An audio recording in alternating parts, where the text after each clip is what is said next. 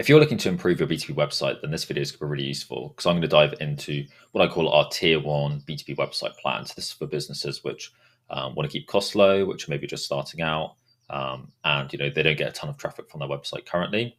So in this video, I'm going to dive into exactly what you need to include on your website and how you need to set that up. So let's dive into it. So the first place I like to start for a website is looking at the questions you need to answer on your website. So our tier one is more for B2B businesses which are not generating a ton of traffic from their websites. They don't have lots of organic traffic. They're just using their website as a place to host information and convert people who are coming in from other traffic sources. But we still need to answer these specific questions. So the way I like to look at this is the first three is number one, who do you work with? What problems do you solve and how do you do it? So a simple way to do this is we help X to do Y through Z. This makes it very clear to someone that who's qualified to actually work with you, what it is that you do and what you solve, and then how exactly do you do it. Now, what you don't need to do is go into like a ton of detail here. You just need to give someone like a good overview of exactly what you do. So let's say for us, we help B2B technology companies to generate demand and grow efficiently through building a marketing ecosystem. So here I'm not diving into exactly what a marketing ecosystem is. I'm just giving them the overview. And then what exactly is your offer? So what is it that's included within what it is you do? So I would list that out. Again, just a very top level overview.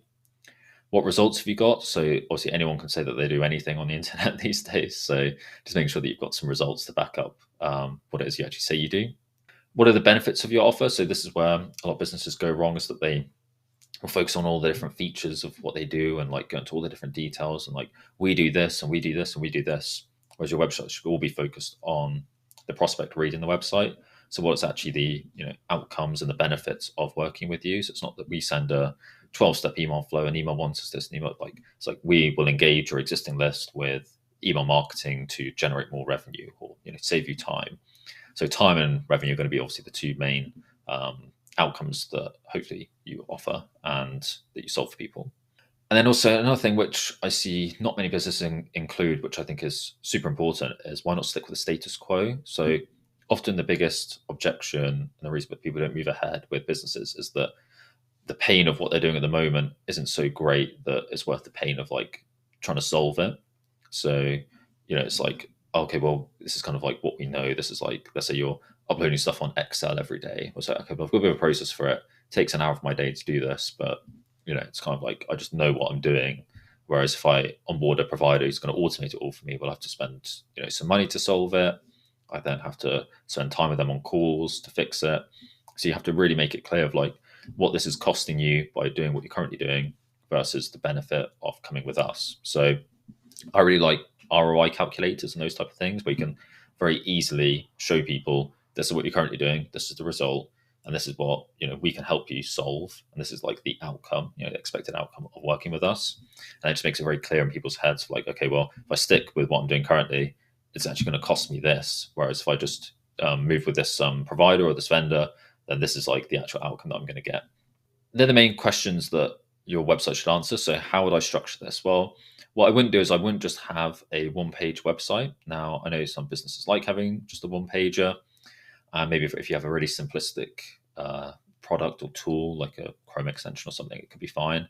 But as a B2B service business, like you want people to educate as much upfront before reaching out and having a sales call with you.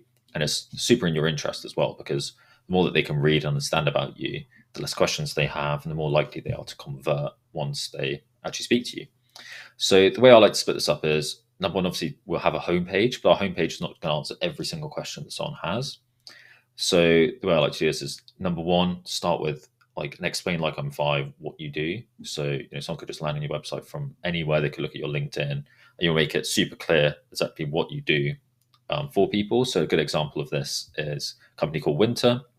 So they do on-demand market research platform for B2B. And then you can read that. But basically they're telling exactly what they do, what's the benefit of it, and what's the mechanism. And it's just super clear, like it's no jargon. It's like anyone could basically understand what that is. And you've got to think, especially in B2B, when people are going to be, you've got multiple stakeholders involved, that you want every one of those stakeholders to understand what you do. So just make it as clear as possible. Then it's like the better. I do quite like having a video sales letter, so a video that just introduces you, what you do as a company, what problems you help solve, who you've done it for, a bit of background about the company. Again, if you've got lots of cold traffic coming to your website, people from cold email or ads, then it's quite nice for people to see your face, like hear your voice, understand that you're like a real person. Show some more about the team, like the people behind the brand as well. And I think that's a really nice way of just like engaging people rather than just being like a really faceless corporate website. And then I would just use the homepage as a way to like signpost people to your other pages. So have a bit of an intro about your service, just like a small paragraph, some intro about your results. So just have some case studies, a bit more about you as a company. And then you can have a CTO to your form personas, ready at that point to convert. But really what we want to do is just people to understand exactly what you do, like in a really simplistic way, and then funnel people off to different places of your website that they want to get that information from. So the other page I would have is a service page, so below the homepage. So again, this wants to be like overview of exactly what you offer, give a bit of an overview of the process. People like to feel like there is a process, and if there isn't a process, make sure you have a process. But just talk through like step by step, like step one, you're onboarded, this is what we do. Step two, we do a discovery. Step three, we do da da da. Just kind of give people like a bit of an overview of what that looks like, show case studies and results. Then I do like, if you've got quite a complex service, to link off to some longer form content here. So let's say you've got like a technical buyer who comes on, obviously they'll know what you do, but they kind of want to get the information. So just make sure that you kind of like tiering this. So homepage is super simplistic, service page is a bit more in depth. But then if you do have something that's quite complex, linking off to that longer form content so people can like self-serve that information. And then a CTA to the bottom of the funnel page, so like your demo or contact us page. And then the About Us page. So again, like this is when you look at B2B website, and I've done quite a few studies on the traffic the B2B websites get. So the pages that people want to look at are About Us and case studies are like the three. So a lot of businesses focus on their service and their homepage, and like we do this is the feature. But people really want to know, kind of who you are, how much does it cost, and what results have you got for other people. So if you're missing those three pages, then you're really missing out on actually being able to engage people and convert them into being into like a sales call or a demo.